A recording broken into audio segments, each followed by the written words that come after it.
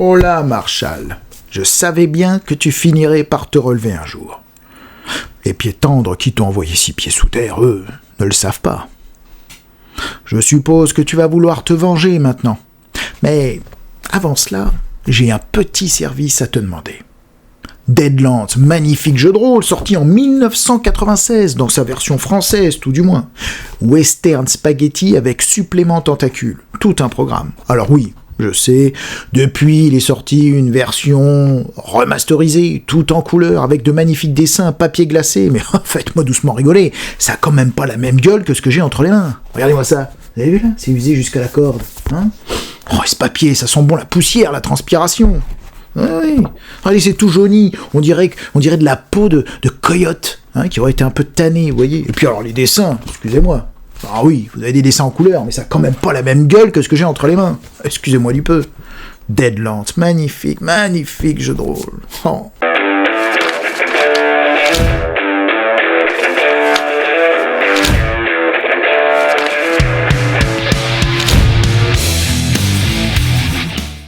Bienvenue à la table des coups cryptiques.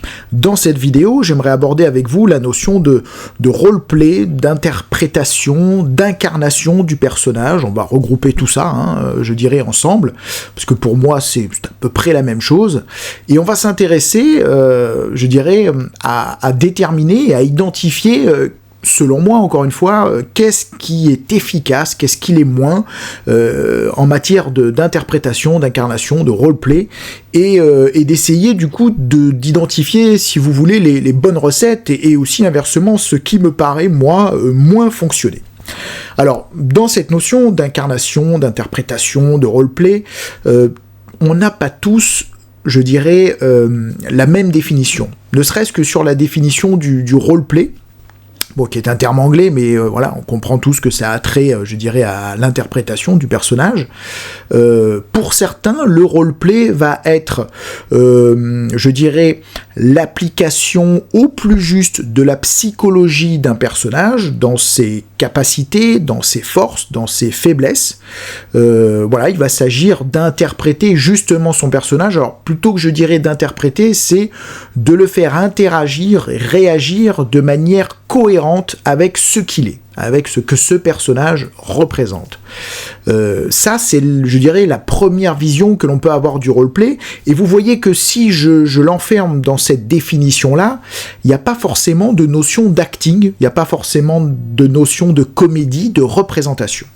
Dans la deuxième, je dirais, deuxième manière d'entendre le mot roleplay, et la deuxième, je dirais, direction à emprunter dans l'incarnation, on va plus s'intéresser, pour le coup, à la comédie, je dirais, la mise en action, la représentation du personnage, comme le fait un acteur de théâtre, comme le fait un comédien. Dans les deux cas, dans la communauté rôliste, je sais que pour certains, le roleplay, c'est cette fidélité dans, je dirais, le jeu du personnage à ce qu'il représente, qui n'impose pas forcément de faire de la comédie. Et dans une deuxième vision, pour d'autres, le roleplay, ça va consister plutôt en l'interprétation, la représentation. Alors, on peut avoir, bien sûr, les deux, qui coexistent, on peut tout à fait être dans les deux, mais on peut aussi être dans l'un ou dans l'autre. Par exemple, dans le cadre du roleplay représentation, les joueurs ne vont pas forcément s'intéresser, alors, c'est pas une nécessité, ils le peuvent, mais c'est pas une nécessité, à être très fidèle à la psychologie du personnage, à être soucieux de ses forces, de ses faiblesses. Ils vont essayer d'être cohérents avec les traits principaux, mais surtout, ils vont se concentrer sur le fait de lui donner corps, au travers de leur voix, par exemple, bien sûr, de ce qu'ils vont dire, de la manière de réagir, de la posture, éventuellement même du costume, on peut venir tout à fait costumé.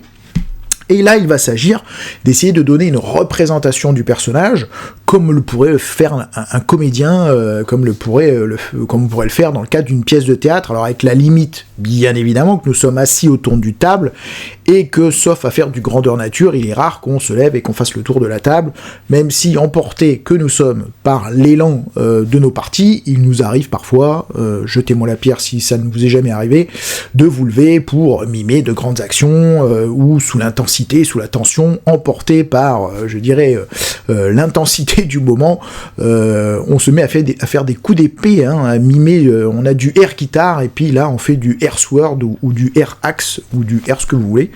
Bon, ça nous arrive à tous, mais globalement, on va être plutôt en position assise, et voilà, mais de cette position-là, ça n'empêche pas le jeu, ça n'empêche pas la comédie, l'interprétation. Voilà.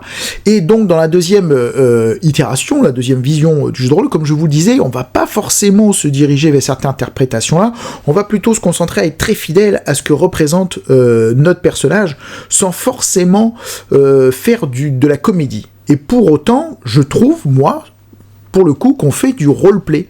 Même si on n'est pas dans, la représentation comme peut le faire un comédien, il n'en demeure pas moins que de donner des réactions cohérentes et justes à son personnage, mais pour moi, c'est quelque part l'incarner. D'une manière peut-être un peu différente, j'en conviens, mais on l'incarne quand même.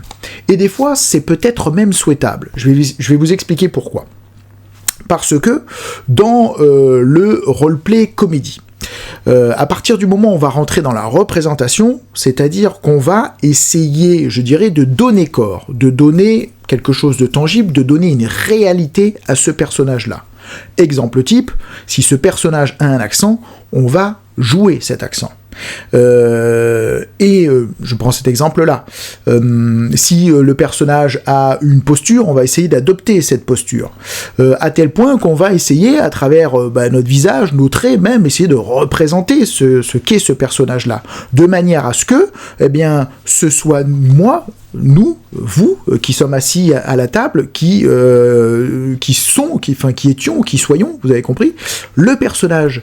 Ce qui veut dire que, quelque part, on ne va plus laisser l'imagination des autres joueurs à la table, je dirais, remplir le vide par ce que l'on suggère d'un personnage, voilà, et bien tout simplement, un accent, on va pas dire que notre personnage a un accent, on va, au-delà de le dire, on va l'interpréter. Et vous allez voir, ce qui peut-être des fois poser souci à la marge, c'est qu'à interpréter des choses, on leur donne corps, on leur donne une réalité. Si je me costume, c'est pareil. Si j'adopte la tonalité, la voix, c'est exactement pareil. Sauf que je ne suis pas forcément très bon comédien. Je ne suis pas forcément très doué pour les accents. Je ne suis pas forcément costumé de manière très très classe. J'ai peut-être emprunté pour, rendre compte du sceptre magique que porte mon personnage, de la petite baguette du costume de ma fille qui a 7-8 ans là, et qui a dans son jeu de costume une baguette de reine de glace, et bien je me dis tiens, je vais prendre ça, ce sera parfait pour incarner mon sceptre de sorcier niveau 20. En lieu et place d'une cape magique d'invisibilité, ce que vous voulez, je vais prendre un plaid chiné chez Ikea que je vais mettre sur mes épaules, et puis ça servira pour donner représentation de cela. Alors, ne me faites pas dire ce que je n'ai pas dit, ça me fait rigoler, je suis pas un vieux con coincé à dire ah là, c'est couillon ton costume, évidemment que ça ressemble pas à ton magicien niveau 20, etc.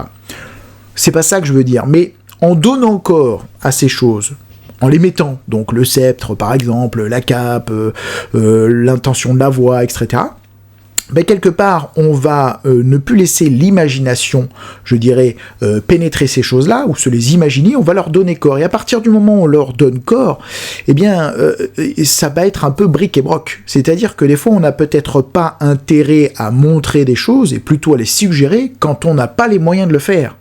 Pensez au cinéma. Parfois, notamment dans le cinéma d'épouvante ou d'horreur, on a une créature tellement cheap, je pense aux Dents de la Mer, j'en ai déjà parlé dans une vidéo.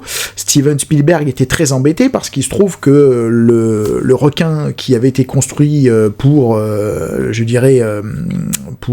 incarner le requin des Dents de la Mer était pas du tout tip-top, il était même plutôt foutraque.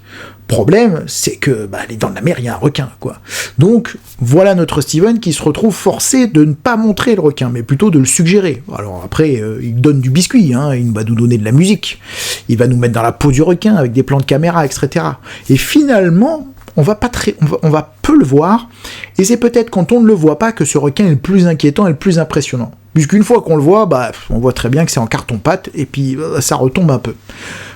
Le théâtre de l'esprit, l'imagination, je dirais, pousse toujours les potards plus loin que ce que la réalité va pouvoir tout simplement montrer. Voilà. Eh bien, c'est un peu pareil quand on incarne un personnage de jeu de rôle et qu'on cherche à injecter de la réalité dans ce personnage-là au travers de tout ce qu'on interprète, au travers du costume, au travers du visuel, au travers de la voix. Alors quand c'est bien fait, ça fonctionne, mais quand c'est pas forcément bien fait, du coup ça peut aussi ne pas fonctionner. Si on pousse jusqu'à l'extrême, imaginons, moi, Zoran, avec ma barbe et ma tête plutôt de bûcheron, pas forcément de mec très sensible, j'incarne, attention ça va être très cliché ce que je vais dire, mais c'est volontaire, une elfe sensible, séduisante, à la voix fluette et plutôt de tempérament artistique, séduisante, enfin voilà, tout ce que vous voulez. Très clicheton, j'en conviens.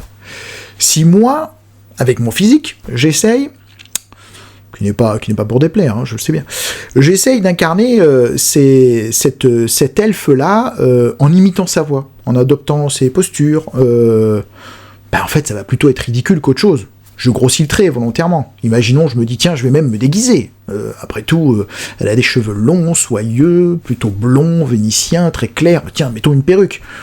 Ça sera forcément cheap.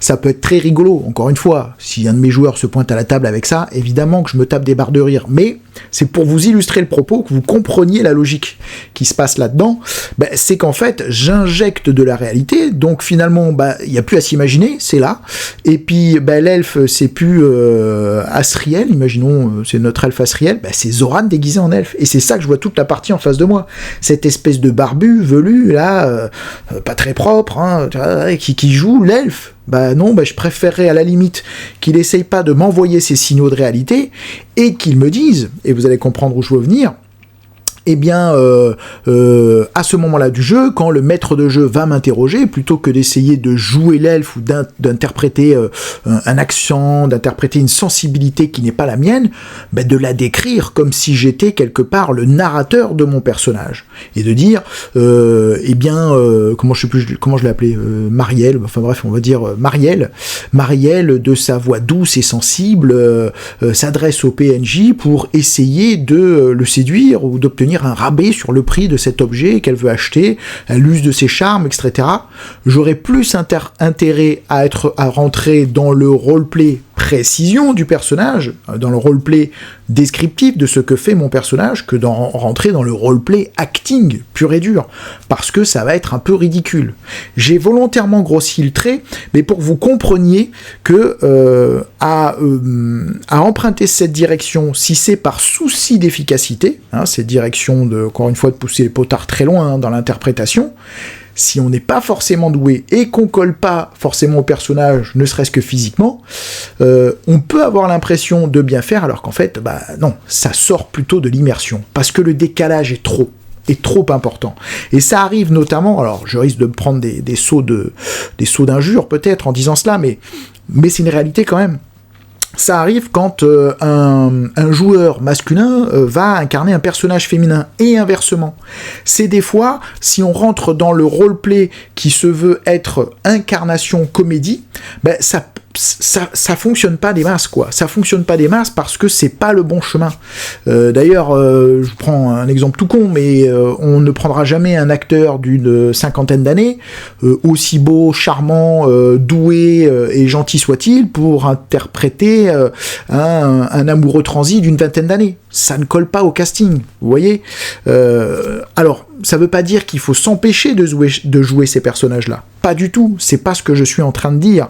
Mais on aura plutôt intérêt à être dans un roleplay où on va se mettre dans la peau du narrateur qui décrit ce que son personnage ressent, qui décrit ce que ce personnage fait, sans chercher lui-même à je dirais, à l'incarner dans le sens dramaturgie, comédie, c'est-à-dire à être en représentation. Voilà, si vous voyez bien ce que je veux dire. Cette petite lumière, moi, cette vision, elle était sous-jacente dans les parties que j'observais. Je remarquais que, il y a des fois ça fonctionne pas, et notamment quand on est assez loin, physiquement, moralement, dans le comportement, bref, qu'on est assez loin du personnage que l'on incarne, qu'on ait un peu une erreur de casting, quoi. Alors évidemment qu'il faut pas se priver, encore une fois, je le dis, d'interpréter des personnages qui sont très loin de ce que l'on est, et c'est même super kiffant. Mais ça fonctionne pas quand on essaie d'être en roleplay sur ces personnages-là, ou en tout cas ça peut devenir un peu ridicule, et selon les univers que vous développez, vous aurez bien compris que patatras, quoi. Pied dans le tapis. Donc cette petite lumière, je l'ai eue lorsque j'étais en convention de jeux de rôle, convention Les Tisseurs de Rêves, c'était dans les années 2000, peu après. Je faisais partie de l'orga, bref. Et j'avais à ma table un gamin, une quinzaine d'années, qui incarnait, excusez-moi, petit rototo, un barbare surpuissant, un peu à la Conan, quoi.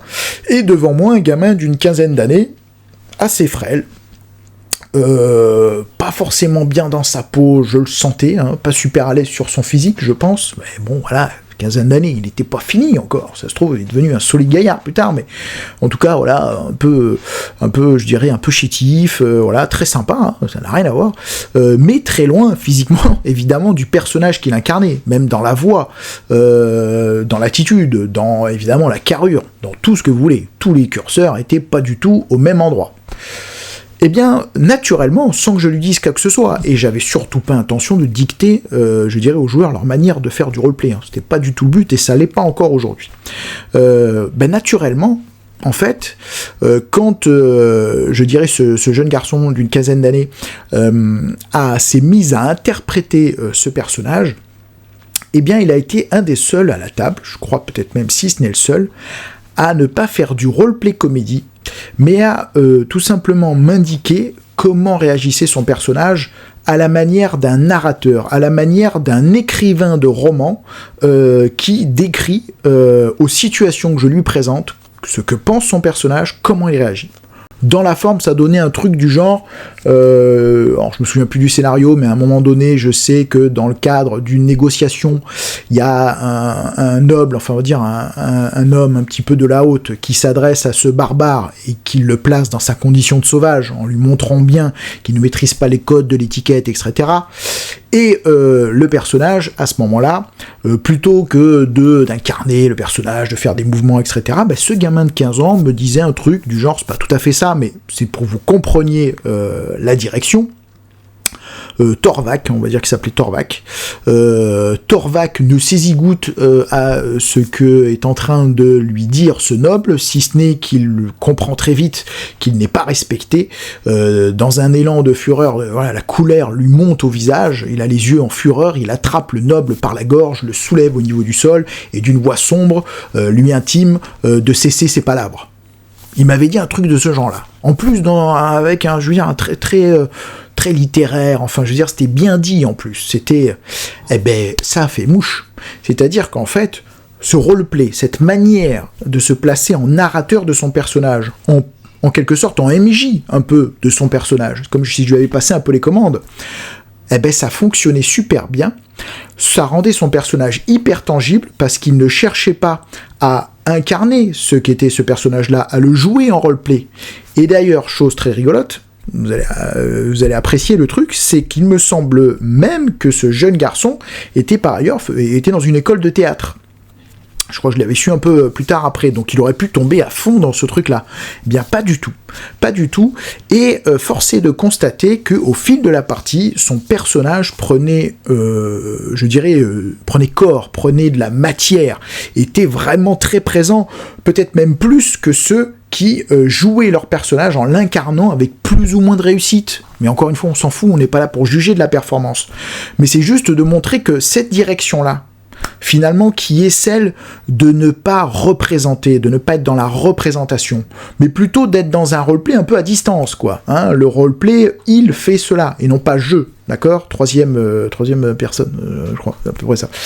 Donc pas je, nanana, nanana, mais Torvak fait ceci, si je joue Torvak, voilà, Silmariel fait cela, Fredon fait cela, etc.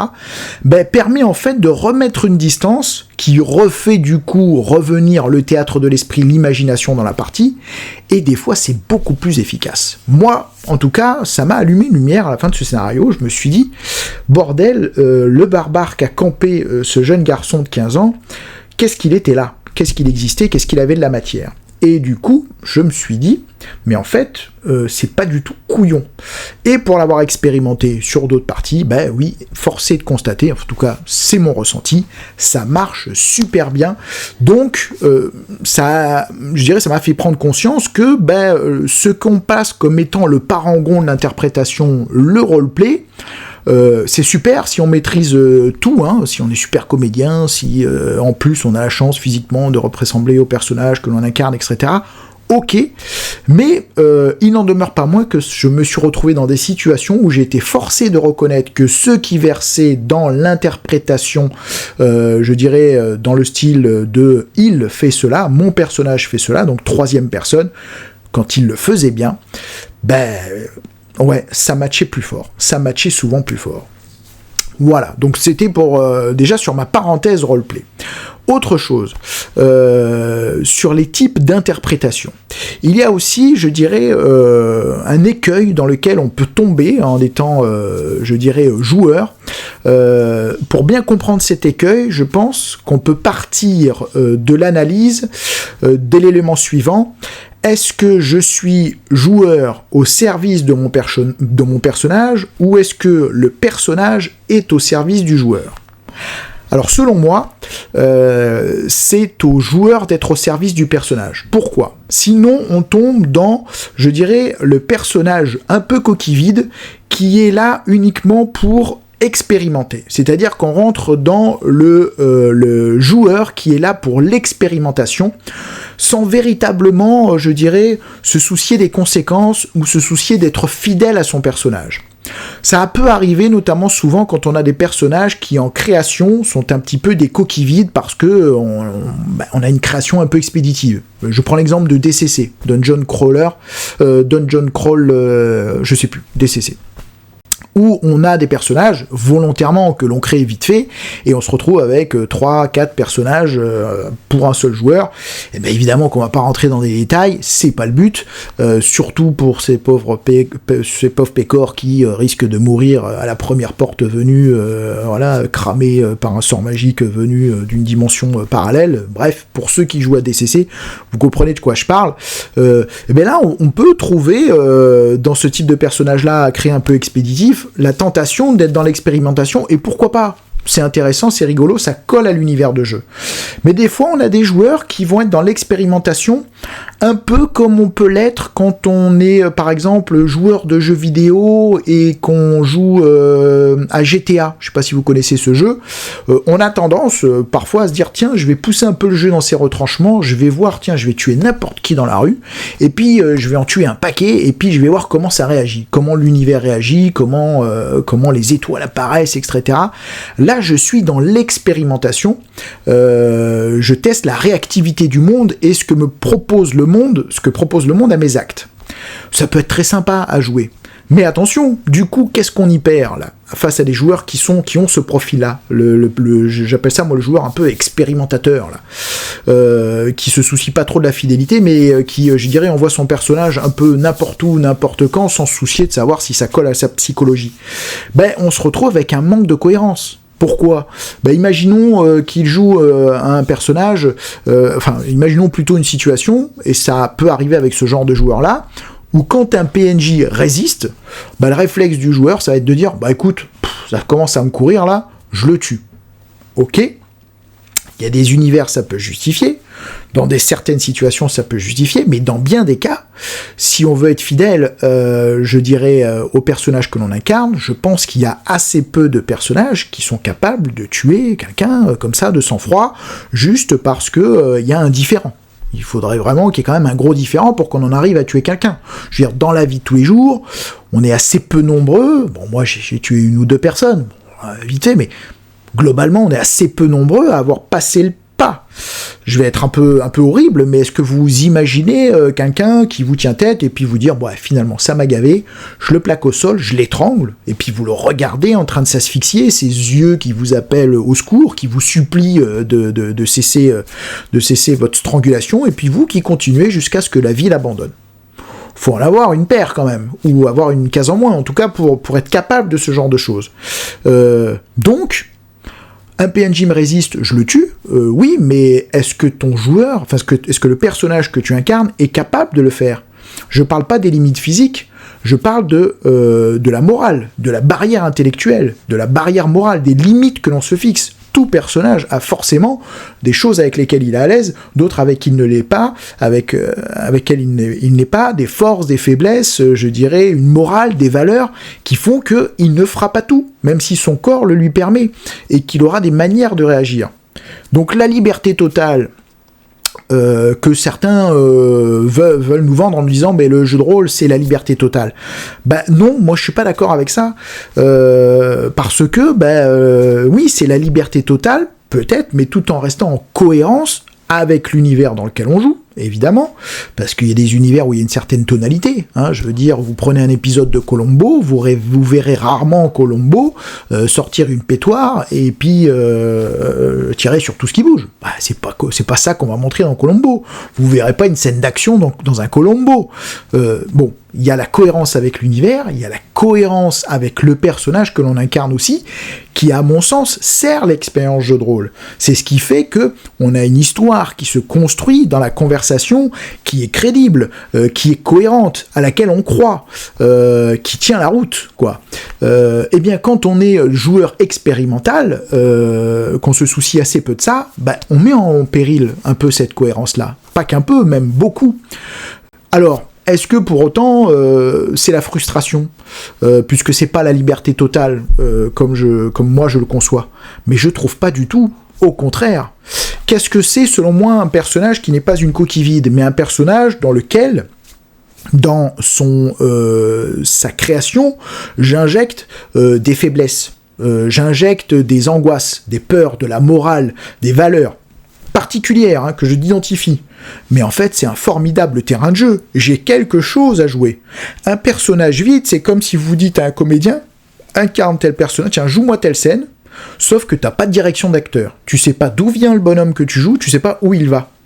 Et tu peux pas l'interpréter justement, c'est compliqué. Eh bien, c'est pareil avec un personnage un peu vide. Alors, ça veut pas dire que des jeux de rôle où on a des personnages un peu vides sont pas intéressants, c'est un autre débat. Mais ce que je veux dire, vous comprenez bien l'idée, c'est que en fait on a quelque chose à défendre.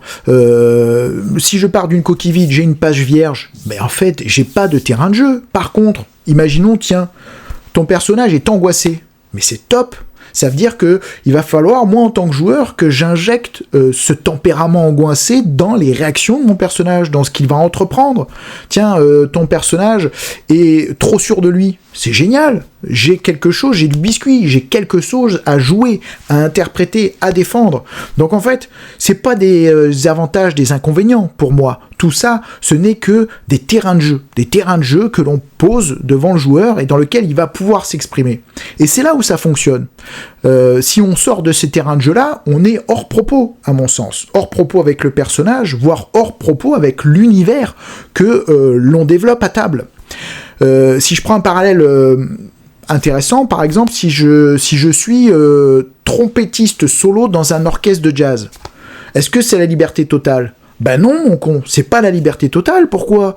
Parce que si on se dit que notre morceau, là, sur le pont, il est en la mineur, gars, il faut que tu sois dans une gamme de la mineur. Mais ça veut pas dire que tu vas pas t'amuser. Au contraire, t'as un terrain de jeu. Tu vas tourner autour de ton la mineur. Tu vas jouer sur le temps, tu vas jouer sur les attaques, sur l'intensité de tes notes, et puis tu vas être dans la gamme. Donc tu feras pas qu'un la mineur tout le long, sinon on va vite se faire chier. Donc évidemment que t'as un terrain de jeu. Mais le fait qu'on soit tous dans la gamme, ça permet à un orchestre de jazz d'improviser et de proposer un voyage, je dirais, à l'écoute phénoménal, quoi. C'est ça qui est génial. Et bien sûr, tout est cohérent, sinon c'est la fausse note, sinon c'est le hors-propos, sinon c'est un morceau qui s'écroule et qui ne tient pas. Eh bien, je pense que c'est pareil en jeu de rôle. Hein, je suis allé un peu loin, je pense, dans la démonstration, mais je pense que vous comprenez ce que je veux dire. Autre chose, tiens, aussi, des fois, j'en reviens un peu au roleplay, on demande, les MJ souvent demandent aux joueurs d'injecter du roleplay dans certaines choses, et je trouve de manière un peu illogique si on y réfléchit. Ce qui m'a fait toucher du doigt ce truc-là, c'est une chaîne que j'adore, qui s'appelle Les Chroniques Taraboriennes. Alors je sais plus le nom du gars qui fait cette chaîne-là. Je trouve que ce qu'il dit est toujours super intéressant. Bon, assez peu d'abonnés, c'est dommage. Hein. Franchement, je trouve qu'il mériterait être plus en vision, mais bon. Voilà, c'est YouTube, c'est comme ça, peu importe. En tout cas, allez voir Chronique Taraborienne, super intéressant. Quand il parle de jeu, j'ai souvent, pour pas dire tout le temps, un avis qui est très très proche du sien. Il soulignait un truc, pareil, j'ai trouvé super intéressant. Sur, je dirais, cette notion un peu de roleplay là. Imagine, il prenait le cas de quelqu'un qui doit interpréter un personnage, donc un joueur qui interprète un personnage intelligent, qui a de la sagacité un petit peu, vous voyez. Et souvent, ce qui va lui être demandé, c'est tiens, tu veux négocier avec ce marchand, tu veux négocier un bon prix, tu veux convaincre le garde de ceci, de cela, eh bien, fais-le-moi en roleplay. D'accord. Sauf que, est-ce qu'il viendrait à un MJ l'idée de dire, tiens, tu veux mettre, je sais pas moi, tu veux mettre une patate de forain à ce gars qui t'a manqué de respect, là, dans la taverne, hop, montre-moi tes muscles. Montre-moi que, je dirais, toi, joueur, t'as les bras nécessaires pour faire ce truc-là. Évidemment que non, on va résoudre ça par un jet de dés. Pourquoi quand il s'agit de faire jouer la sagacité, de faire preuve de sagacité d'un personnage, on va demander au joueur de montrer sa sagacité, son intelligence, que peut-être il n'a pas. Moi j'ai certains joueurs à ma table, ils sont cons comme leurs pieds, hein, voilà. C'était une blague, bien évidemment. Mais vous avez compris l'idée. C'est-à-dire que cela indique, si on prend cette direction-là, que à partir du moment où on doit faire montre de caractéristiques de sagacité, d'intelligence, etc., on va souvent, de recherche d'indices, de ce que vous voulez, on va demander aux joueurs de jouer cela. Alors c'est bien, c'est un terrain de jeu dans lequel on va s'exprimer en tant que joueur, c'est super, mais pour autant, moi joueur, je suis pas forcément à la hauteur de la sagacité du personnage que je veux incarner. Moi joueur, je me suis arrêté au bac et j'ai envie de jouer un mec qui a un bac d'astronaute, qui a, je sais pas moi, qui est astronaute, voilà, et on va pas demander aux joueurs de lui dire, tiens au fait, là, t'as ce problème-là dans l'espace, une dépressurisation de ceci, de cela, tiens, en roleplay, dis-moi techniquement comment tu résous le truc, etc. Des fois, c'est compliqué. Quand on joue à Star Trek, on joue en général des gars qui sont hyper intelligents, si on joue à Star Trek. Est-ce qu'on est tous à la hauteur au niveau intelligence, plus qu'intelligence, je dirais culture, parce que c'est pas tout à fait la même chose. Niveau technique, bref, que les personnages que l'on incarne, non. Donc on peut injecter du roleplay là-dedans, mais à un moment donné, il ne faut pas tout résoudre par le roleplay. Et je pense que c'est encore pour moi un argument dans lequel la mécanique de jeu est importante. Je constate que dans beaucoup de jeux, je dirais dans une certaine mouvance du jeu de rôle, on cherche à faire oublier la mécanique, à faire oublier les systèmes de jeu, pour mettre au-dessus de tout l'interprétation, le roleplay. Pour moi, non. Alors quand je vous dis l'interprétation, le roleplay, c'est souvent le roleplay comédie, acting, d'accord ? Je suis pas tout à fait, pour pas dire pas du tout d'accord avec ça. Moi, j'estime que les systèmes ont leur place. J'estime que j'adore quand un système fonctionne, qu'il est en cohérence avec l'univers. Et c'est pour moi la dimension du jeu de rôle. Sinon, c'est de rôle. C'est que rôle. Il manque jeu, quoi. Et bref. Excusez-moi, je m'emporte, je suis un peu sorti du sujet, mais vous voyez comme quoi le roleplay, à trop vouloir en faire, peut aussi parasiter un peu l'expérience de jeu, parce que la rendre incohérente. Hein, on va pas demander à un joueur de montrer ses muscles, par contre, on va demander à un autre de montrer sa sagacité. Non, moi, joueur, je vais pas montrer mes muscles, c'est mon personnage qui est musclé. Moi, je suis gaulé comme une tartiflette. C'est mon problème, j'ai envie de jouer un personnage musclé, je fais ce que je veux. Mais inversement, voilà, tiens, fais-moi en roleplay la sagacité. Non, je vais pas te faire en roleplay la sagacité, je vais jeter un jet de dés. C'est mon personnage qui a de la sagacité, c'est pas moi. Moi, je suis con comme une bite, tu le sais quand même. je m'emporte, je grossis le trait, mais vous voyez un peu l'idée que je veux sous-tendre là-dessus. Alors ça veut pas dire qu'il faut pas injecter du roleplay là-dedans. Je pense que la meilleure chose à faire est peut-être un équilibre des deux. Sinon ça veut dire qu'on se prive d'échanges avec les PNJ en disant hop, stop, moi joueur, je ne parlerai pas, je résous tout avec mes jets de dés. C'est pas souhaitable non plus. Mais je grossis volontairement les traits pour que vous compreniez un peu ces paradoxes qui peuvent s'installer. Bon, eh bien, je crois avoir tout dit. Je regarde mes notes, voir si je n'ai rien oublié. Voilà, donc retenez que pour moi, en synthèse, on a plusieurs types de joueurs. Hein. On a effectivement des joueurs qui viennent pour passer un bon moment avec des copains, qui sont plus là pour le méta-jeu. On a des joueurs, eux, qui sont vraiment versés dans l'expérience JDR et qui veulent qu'à table se raconte une histoire de qualité. Ça va être ceux qui sont en mode hop hop hop, c'est sérieux là, on joue.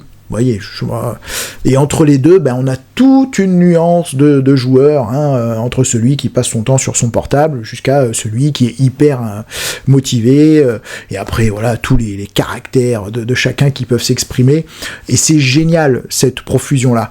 Et je pense que tous, on a intérêt, un peu, en dehors des zones de confort qui sont les nôtres, à tendre vers un peu ce côté roleplay et à se dire attention, le roleplay c'est pas que, vous avez compris, la comédie, c'est pas que pousser tous les potards jusqu'au déguisement, jusqu'à l'imitation, jusqu'à la posture, parce que on peut arriver à en être complètement en décalage, tellement l'image que l'on propose est très loin de ce qu'on a envie véritablement d'imaginer à table. Donc vous avez compris où je me situe là-dedans. Mais pour vous dire voilà, que attention, le roleplay ne fait pas tout, en tout cas le roleplay au sens comédie est pas forcément l'idéal. Je pense que le système est super intéressant et le roleplay justesse du personnage peut être tout aussi efficace, voire plus, c'est ce qui ressort moi de mes expériences. Voilà. Bon, après, évidemment que ce que j'adore, c'est quand il y a les deux. Moi, je suis pareil, je vous dis ça, et puis si jamais vous regardez de mes actual plays, peut-être vous aurez tendance à penser que, ouais, tu dis ça, mais en fait, t'es quand même beaucoup dans l'interprétation, etc. Je prends du recul quand je fais ces vidéos-là. Après, il se trouve qu'instinctivement, je dirais tous, on va retomber dans ce qui nous paraît être naturellement fonctionné. Mais c'est intéressant de regarder ça, et moi-même, j'essaye des fois de prendre du recul et de me dire, est-ce que j'ai vraiment intérêt à être roleplay? Parce que ce que je dis là concerne le joueur, mais vous aurez bien compris que ça concerne pas que le joueur, ça concerne le maître de jeu pour ses PNJ. Évidemment, c'est pareil. Voilà. Bon, j'espère que cette vidéo, vous l'aurez trouvée intéressante, un petit peu peut-être foutraque dans les directions, mais voilà, l'essentiel, c'est que ça reste naturel pour moi, sinon c'est pas rigolo. Et je vous dis à bientôt pour une vidéo peut-être critique. Ça fait longtemps que j'en parle, mais effectivement, j'ai des jeux là qui s'accumulent dont j'aimerais bien vous parler. Des capsules comme celle-ci, quand je trouve qu'il y a des choses intéressantes à dire. Et puis des actual plays. Alors, on en avait fait au début, j'en ai fait beaucoup moins, voire plus du tout, mais ça va se faire, hein. On est en train d'y travailler. Sur ce, je vous souhaite bonne journée, bonne nuit, bonne ce que vous voulez. À bientôt.